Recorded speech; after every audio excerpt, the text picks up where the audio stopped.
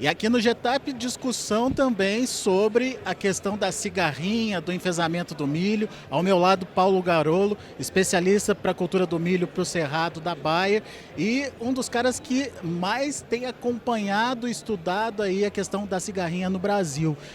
Afinal de contas, o que a gente pode esperar para esse ano? O que o produtor tem que entender que está acontecendo aí com a cigarrinha, Paulo?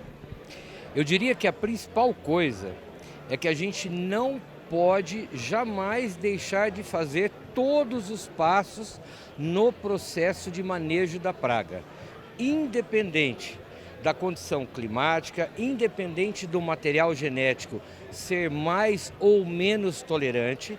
As práticas, as boas práticas de manejo, elas precisam seguir o seu roteiro em 100% dele. Hoje, o Sul, por exemplo, nós temos uma população hoje que já está começando a aumentar, ela estava baixa. Por que estava baixa? Porque o principal fator abiótico que interfere na praga, na biologia da praga, é temperatura. Então, no Sul, esfriou. Isso quebra o ciclo reprodutivo da praga. Ele mata muitos adultos, mas não elimina. Por completo, não.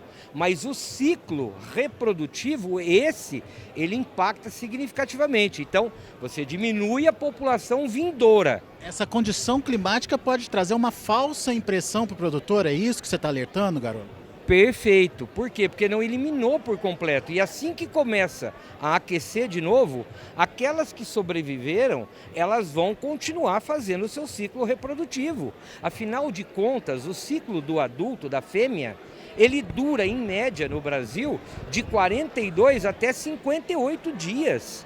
Então você tem essa variação no ciclo do adulto e ela tem um espaço de tempo bastante grande ainda para fazer oviposições e manter a espécie. Ou seja, nós podemos errar na impressão, estamos tranquilo, baixou a população. Não funciona assim.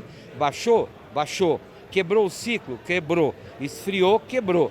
Inclusive quebra também o potencial infectivo, tanto da praga, tanto da cigarrinha, em adquirir os agentes causais, quanto de transmitir. Quebra isso também. Só que é o seguinte, não elimina. E assim que eu volto a ter acréscimo térmico, eu volto a ter condições totalmente favoráveis para que ela continue se reproduzindo. E isso vai se mantendo o ciclo da praga inteiro. Então, não podemos jamais nos descuidar. Aqui no Centro-Oeste, nós vamos começar agora a ter um incremento populacional. Nós temos aqui no Centro-Oeste condições extremamente favoráveis de clima, pensando em temperatura como principal fator abiótico. A nossa temperatura média é altamente favorável, tanto para a praga, quanto para ela se movimentar através da migração e quanto para ela se reproduzir. Então aqui, de outubro, meados de outubro para novembro, você vem numa população menor, mas explode. Então, o agricultor daqui já conhece isso, já está preparado. Minha preocupação maior é o agricultor do Sul. Por quê? Porque hoje ele está com a falsa impressão que está sob controle. Não, não está sob controle. Cuidado, se ele não mantiver o monitoramento e todas as atividades que precisam ser feitas, que a gente chama de manejo integrado da praga, ele pode ter surpresas sérias na safrinha e ter grandes comprometimentos na safrinha do seu potencial produtivo. Quer dizer, é nesse momento que esse manejo integrado precisa ficar mais intenso, então. Perfeito. Esse é o momento que a gente precisa aumentar o nosso monitoramento diário e fazer as operações de manejo que são mais pertinentes à melhoria do controle da praga. Vamos relembrar essas operações, o que o produtor precisa fazer, a sequência de planejamento que ele tem que ter para evitar que isso seja um problema lá na frente? A gente já tem que começar pensando no controle do milho tiguera. Quanto mais a gente eliminar o milho tiguera do sistema agrícola, melhor é. Segundo passo, lembrar do tratamento de semente, a escolha de produtos adequados e que estejam devidamente registrados no Ministério da Agricultura com cigarrinha do milho como praga-alvo e dose recomendada. Terceiro passo, aí é a proteção, monitorar a praga, população de praga, e entrar com a proteção de aplicação de produtos químicos adequados. Esse é outro item que em algum momento nós podemos detalhar, porque eu acho que é um grande erro que se comete no Brasil. E por isso aumenta muito a população. É o erro na escolha do produto químico, mas esse é o outro passo. O manejo com o produto químico e associar ao biológico. Hoje ouvimos aqui falar que é contemporâneo, né, o uso de biológicos. Gente, isso tem que estar dentro do nosso processo. A junção químico com biológico para a cigarrinha é imprescindível. Então, é o outro passo. O outro passo é a gente também detectar que, quando estamos em proximidade de áreas de abrigo de cigarrinha, seria muito importante o agricultor entrar entre as aplicações normais de área total, entre uma e outra, ele fazer o que a gente chama de ilhagem, que é a aplicação de bordadura. Isso ajuda muito, porque cigarrinhas, elas infestam as áreas da borda para dentro. E como a partir de 3, 4 dias você já tem uma folha nova expandida e eu já tenho uma folha muito menos protegida por produto químico, porque não caiu nela inteira, ela não estava formada, então eu tenho que aumentar a minha proteção em áreas de proximidade, de áreas de plantas de abrigo. E qualquer outra planta pode ser área de abrigo de cigarrinha. Então, quando eu estou em proximidade de pastagem, mata, outras culturas, tudo isso são plantas de abrigo. E eu tenho que monitorar lá também, porque se tiver cigarrinha lá, eu posso aumentar, melhorar o meu controle fazendo a aplicação de bordadura entre as aplicações de área total. Você falou da tiguera, mas o milho verão ele pode ser uma ponte também para essa transmissão? O milho verão ele é uma ponte verde importante. A diferença dele para a tiguera é que milho verão você acaba fazendo todo um processo de manejo também. Então ele é menos, digamos assim, teoricamente, ele teria que ser uma ponte verde menos importante. Mas ela é importante e ela é uma ponte verde. O que nós não podemos é eliminar o milho verão achando que dessa forma a gente vai resolver. Não, nós não vamos resolver, porque tem todos os outros passos. Uma outra coisa importante é lembrar que em momentos de alta população da praga, realmente a genética a ser escolhida, ela deve trabalhar a nosso favor. Então aí sim eu escolho híbridos com maior potencial de tolerar o complexo de enfesamento. À medida que eu vou reduzindo o período de risco de populações altas, aí eu posso também trabalhar e continuar trabalhando híbridos de alta caixa produtiva que sejam menos tolerantes, desde que eu tenha sempre o foco no manejo da praga.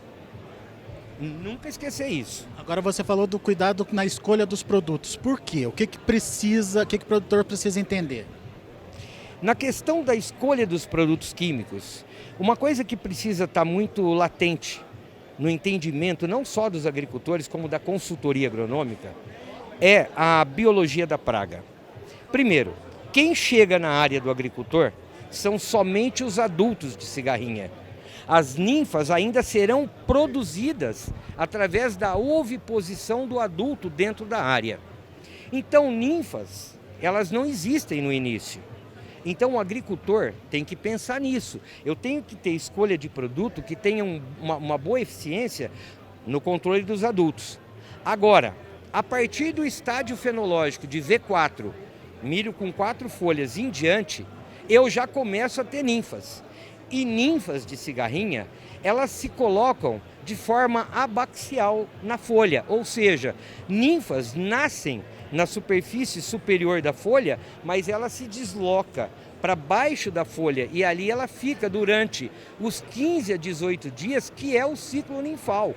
Então, produtos de contato terão baixíssima eficiência no controle de ninfas. E a partir daí é que o agricultor então deve começar a trabalhar com produtos químicos que tenha translocação translaminar, ou seja, produtos químicos que sejam sistêmicos, porque aí sim ele vai ajudar a manejar a ninfa que está embaixo.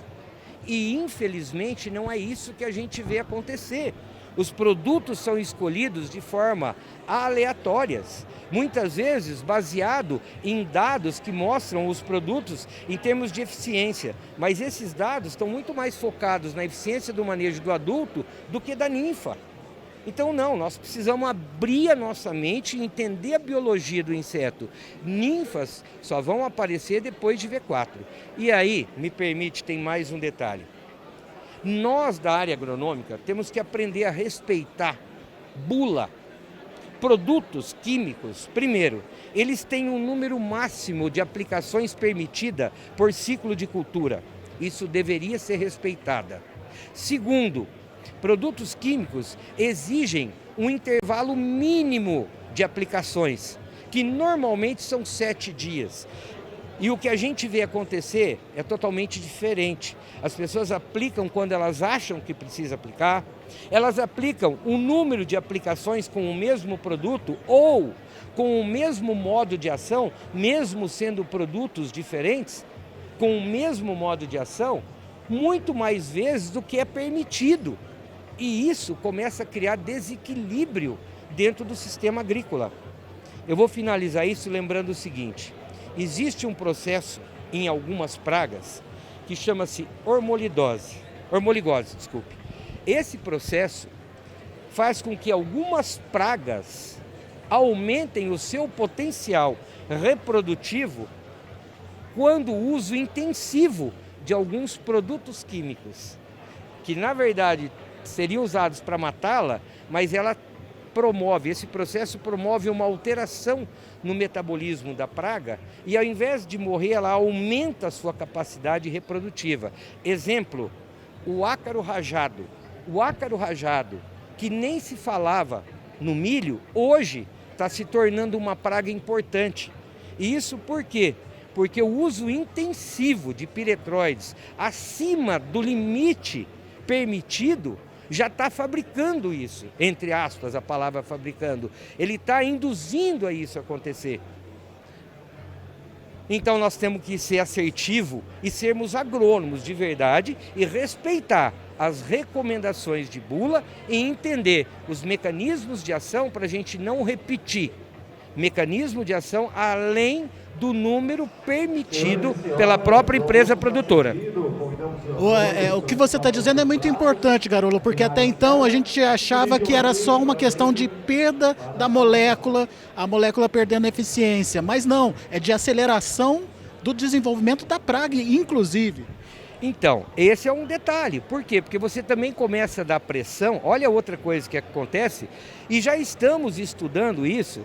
Nós temos que respeitar, temos uma Exalc com pesquisadores que estão focados no estudo de detectar se já temos insetos resistentes a mecanismos de ação.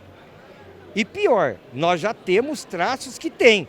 Nós já temos informações prévias que nós já estamos tendo populações de cigarrinha apresentando mais resistência a determinados mecanismos de ação.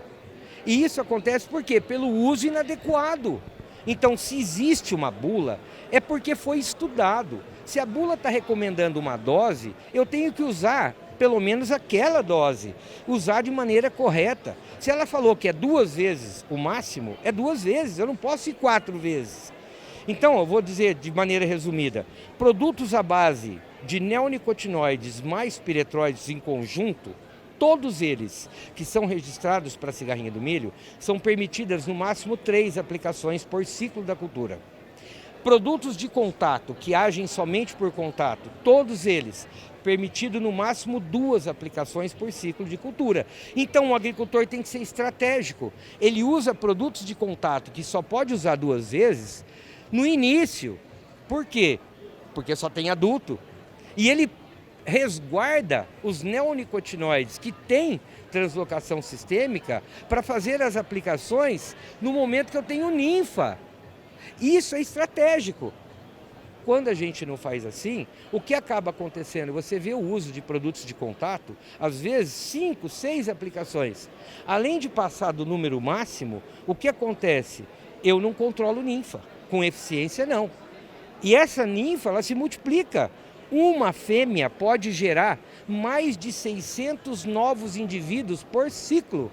Então é simples para fazer uma conta. Se sobrar uma fêmea, ela tem capacidade de gerar 600 indivíduos novos. Então você imagina, por isso a gente não consegue conter mesmo a população de cigarrinhas. E manejo de cigarrinhas ou de qualquer inseto é manejo de população. Ninguém elimina inseto do sistema, isso é ecologia, ninguém elimina, mas a gente diminui a população ao ponto que ela não nos dê mais dano econômico na cultura. Isso é manejo. Então, manejo de inseto é manejo de população. E, infelizmente, o uso inadequado dos produtos químicos não ajudam isso a acontecer.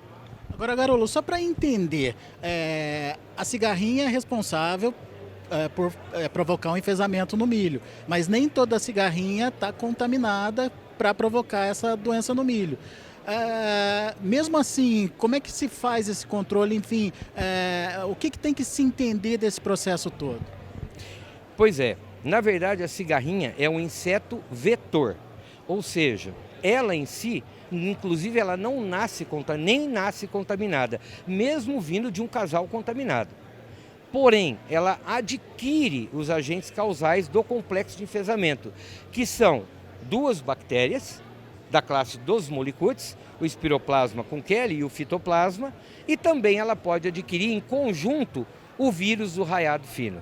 Muito bem, esses três são os principais agentes causais do complexo de enfesamento. Aí o que acaba acontecendo? À medida que a gente tem o incremento de população, a gente também acaba criando a oportunidade de aumentar o potencial de inóculo. E aí ela continua se infectando. Então, ela em si, o que ela suga da planta, se eu fosse olhar só ela, não infectiva, é pouco representativa em termos de dano econômico. Mas ela é um vetor. E aí tem um detalhe, como é que eu detecto isso? Que é a sua pergunta. É difícil. Então, hoje, é consenso na comunidade científica que o alerta para você entrar com manejos é presença ou ausência. Por quê? Porque como você não consegue detectar facilmente no campo quem está infectivo, quem não está, inclusive isso só é feito a nível de laboratório, e ainda assim tem que ser um laboratório muito bem equipado. E outra coisa, o próprio envio da praga, preferencialmente ela tem que chegar viva. Por quê? Porque os agentes causais, eles são parasitas obrigatórios, ou seja, eles são biotróficos, eles só sobrevivem em células vivas, em organismos vivos. Então, se chegar morto, eu posso até não conseguir mais detectar. Então, é um pouco complexo você fazer essa detecção. A EPAGRE, ela tem feito esse trabalho no estado de Santa Catarina, muito bem feito, por sinal. Até parabenizo a EPAGRE por isso. E eles estão mais próximos do principal laboratório que a gente tem no Brasil, que é no Rio Grande do Sul.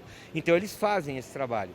Mas eu diria para você que um inseto infectivo, que sobrar, ele já é importante porque ele pode infectar várias plantas. E aí uma nova população que venha, ela se contamina nessas plantas e aí eu gero uma população. Então, o principal sistema mesmo é a gente entrar com o monitoramento da praga e entrar com o controle, com o manejo, logo que a gente percebe, e isso ajuda a evitar o incremento populacional, e isso é muito melhor. Você já tem percebido a manifestação de enfesamento na safra de verão ou isso fica mais para a segunda safra? Na safra de verão, na região sul, quando eles plantam no período correto, normal do plantio, que já começa desde final de julho, agosto, setembro e até meados de outubro, a pressão é menor, no geral. Há 2 anos atrás foi alta, por quê?